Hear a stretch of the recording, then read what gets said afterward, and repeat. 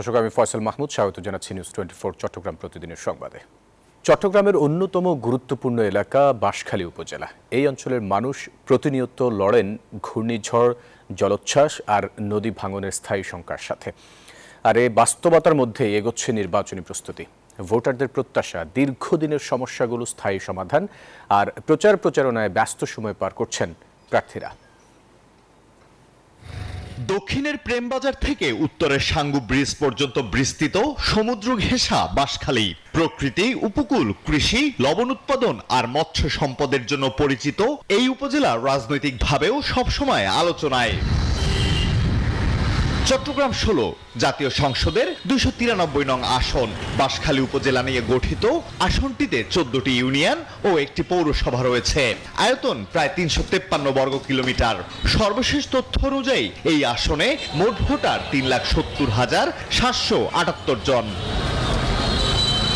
দীর্ঘদিন ধরে উন্নয়ন বঞ্চনা আর উপকূলের দুর্যোগ দুয়ের সাথে লড়াই করেই এগিয়েছে বাঁশখালীর সাধারণ মানুষ। ঘূর্ণিঝড়, জলোচ্ছ্বাস আর নদী ভাঙনে সবচেয়ে বেশি ক্ষতিগ্রস্ত হয় গন্ডামারা, শিলকুপ, বড়ঘোনা, পুকুরিয়া, কালীপুর সহ উপকূলীয় ইউনিয়নগুলো। এসব অঞ্চলের মানুষের অপেক্ষা স্থায়ী বেড়িবাঁধ, আশ্রয়কেন্দ্র আর উন্নত দুর্যোগ ব্যবস্থাপনা। এছাড়া তো আমরা আশা করি দ্রুত আর বেড়ি বানার হাসান সম্পূর্ণ করে দেওয়া।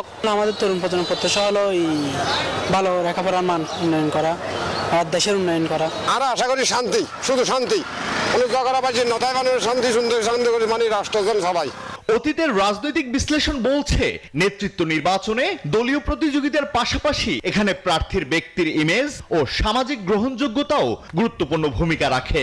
আরেক জাতীয় নির্বাচন সামনে রেখে মাঠে সক্রিয় বিভিন্ন দলের প্রার্থীরা। কেউ বলছেন দুর্যোগ ঝুঁকি কমানো তাদের প্রথম লক্ষ্য, কেউ বলছেন কর্মসংস্থান আর শিল্প খাতকে এগিয়ে নেয়ার কথা। আমি এলাকা ভিত্তিক যেটা বলতে চাই সেটা হলো, যদি একটা ইকোনমিক জোন করে বিভিন্ন যদি কলকারখানা হয় তাহলে আমার স্থানীয় লোকজন ওখানে চাকরি করবে। আমাদের পর্যটন শিল্প উন্নয়নের দিকে আমরা কাজ করতে পারি, যেহেতু আমাদের ওখানে সি বিচ আছে। আমাদের প্ল্যান হচ্ছে যে স্কুল, যে মাদ্রাসা, যে কলেজ ভবনের জন্য উপযোগী, মেরামত উপযোগী, যেটা বেশি অগ্রাধিকার প্রাপ্ত সেটাকে গুরুত্ব দিয়ে কাজ চালাই যাচ্ছে। সুশীল সমাজ বলছেন বাঁশখালীর টেকসই উন্নয়ন নিশ্চিত করতে দীর্ঘমেয়াদী উপকূল ব্যবস্থাপনা, বন সংরক্ষণ, জলবায়ু সহনশীল অবকাঠামো ও শিল্পায়নের সঠিক পরিকল্পনা জরুরি। বাঁশখালীর যে প্রধান সড়কের যেটা সম্প্রসারণ, সেটা কি করবেন, তারা নিশ্চিত করবেন এবং অবকাঠামো নিশ্চিত করবেন। সেই সাথে এখানে বন সংরক্ষণের বিষয় আছে, পর্যটন শিল্পের বিষয় আছে। এইসব বিষয়গুলো যারা বিকশিত করবেন তেমন প্রার্থী আমরা এখানে প্রত্যাশা করি। ভোটের মাঠে যতই প্রতিশ্রুতি থাকুক, আইন নিশ্চয়তা ও নিরাপত্তা নিশ্চিতে কে বেশি ভূমিকা রাখতে পারবেন তাকেই বেশি গুরুত্ব দেবেন ভোটাররা। আলহাদি খান, নিউজ 24। আমদানির খবরে দেশের বড় ভোগ্যপণ্যের পাইকারি বাজার চট্টগ্রামের খাতুনগঞ্জে কমেছে দেশীয় পেঁয়াজের দাম। এক সপ্তাহের ব্যবধানে কেজিতে 7 থেকে 10 টাকা কমে বিক্রি হচ্ছে 90 থেকে 105 টাকা পর্যন্ত। আড়তদাররা বলছেন কয়েকদিনের মধ্যে নতুন পেঁয়াজ আসবে বাজারে, আর তখন কমে যাবে পেঁয়াজের দাম। এদিকে পাইকারিতে পেঁয়াজের দাম কিছুটা কমলেও খুচরাতে এখনও 110 টাকার নিচে নেই পেঁয়াজ। রতন দাসের ছবিতে চট্টগ্রাম থেকে নয়ন বড়ুয়া জয়ের রিপোর্টে বিস্তারিত। চট্টগ্রামের খাতুনগঞ্জে একের পর এক পেঁয়াজ ভর্তির ট্রাক। পেঁয়াজ আমদানির খবরে বেড়েছে দেশীয় পেঁয়াজের সরবরাহ, তাই কমেছে দাম। যেখানে গত সপ্তাহে খাতুনগঞ্জে পাইকারিতে পেঁয়াজ বিক্রি হয়েছে 105 থেকে 120 টাকা কেজি, সেখানে এখন বিক্রি হচ্ছে 90 থেকে 105 টাকার মধ্যে। একটু বাড়তি ছিল, এখন একটু সরবরাহ বাড়াতে বাজারটা একটু কম, কম দামে দিন 90 টাকা, 95 টাকা, উপরে 105 টাকা। পেঁয়াজের সরবরাহ মোটামুটি আছে, খারাপ না। বাজারের দাম আর পেঁয়াজের দাম আর বাড়বে না, পেঁয়াজ নিম্নমুখী।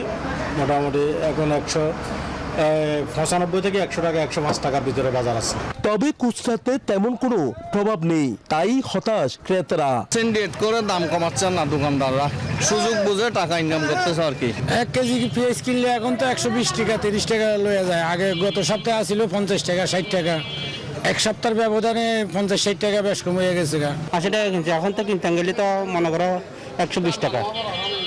অর্থ কমে দেয় না। এইদিকে আমদানি বাড়ায় কমেছে রসুন ও আদার দামও।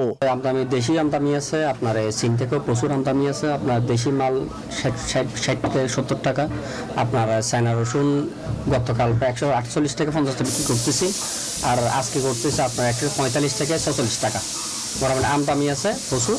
তবে দাম নিয়ন্ত্রণে দ্রুত পেঁয়াজ আমদানির দাবি ভোক্তাদের। নয়ন বড়ুয়া জয়, নিউজ 24, চট্টগ্রাম। ফেনীতে রাষ্ট্রকাঠামো মেরামতে ও বিএনপির 31 দফা বাস্তবায়নে লিফলেট বিতরণ করা হয়েছে।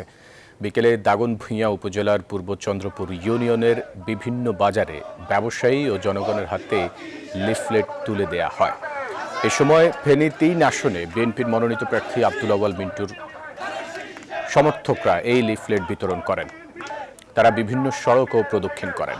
নেতাকর্মীরা প্রত্যাশা করেন জনগণ লিফলেট হাতে পেয়ে বিএনপি চেয়ারপারসন খালেদা জিয়া ও ভারপ্রাপ্ত চেয়ারম্যান তারেক রহমানের নেতৃত্বে দেশ এগিয়ে যাবে, এমন প্রত্যাশা করেন তারা।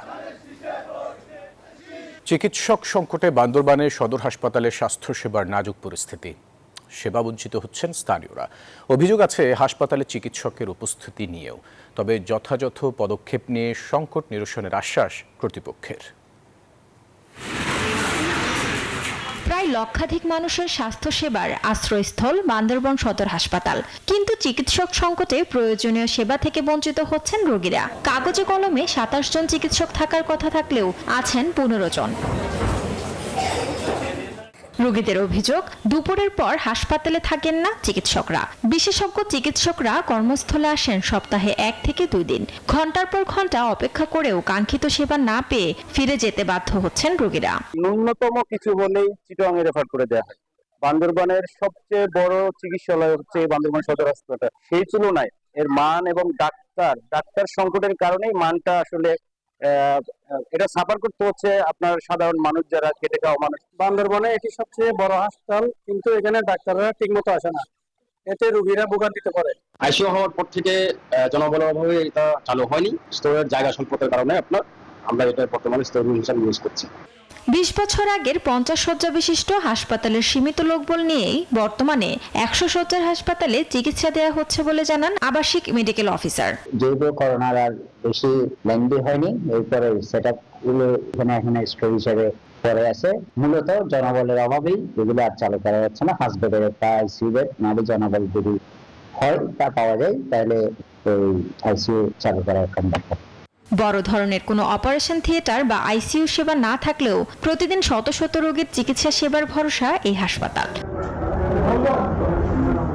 Desk report, news 24। চাঁদপুরের রুহুল আমিনের হত্যাকাণ্ডের ঘটনার প্রধান আসামি রফিকুল ইসলাম রবিনকে গ্রেপ্তার করেছে র্যাব 11।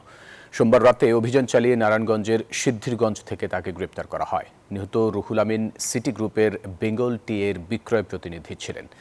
গত 11 নভেম্বর রাতে চা পাতা বিক্রির টাকা নিয়ে বাড়ি ফেরার সময় ডাকাত চক্র তার উপর হামলা চালিয়ে এলোপাথাড়ি গুলি করে। এতে ঘটনাস্থলে মৃত্যু হয় রুহুল আমিনের।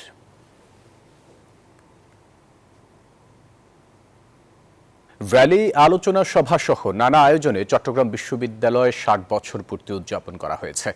সকালে কেক কেটে বিশ্ববিদ্যালয় দিবস উদযাপন করেন উপাচার্য অধ্যাপক ডক্টর শামীম উদ্দিন খান।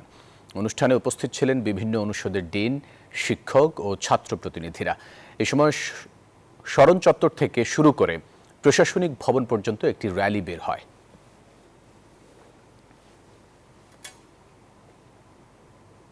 লক্ষ্মীপুর 2 আসনে নির্বাচনী প্রচারণা চালিয়েছেন ধানের শীষে বিএনপির মনোনীত প্রার্থী ও খালেদা জিয়ার রাজনৈতিক উপদেষ্টা আবুল খায়ের ভূঁইয়া। সকালে লক্ষ্মীপুরের বটতলী এলাকায় প্রচারণা শেষে এক পথসভা করেন তিনি বলেন, আওয়ামী লীগের কোনো দায়বদ্ধতা না থাকলেও বিএনপির আছে। নিজেদের দেয়া প্রতিশ্রুতি রক্ষা করে বিগত দিনেও জনগণের ভোটে নির্বাচিত ছিলেন বিএনপি, আর আগামীতেও জনগণের পাশে থাকতে চান তিনি।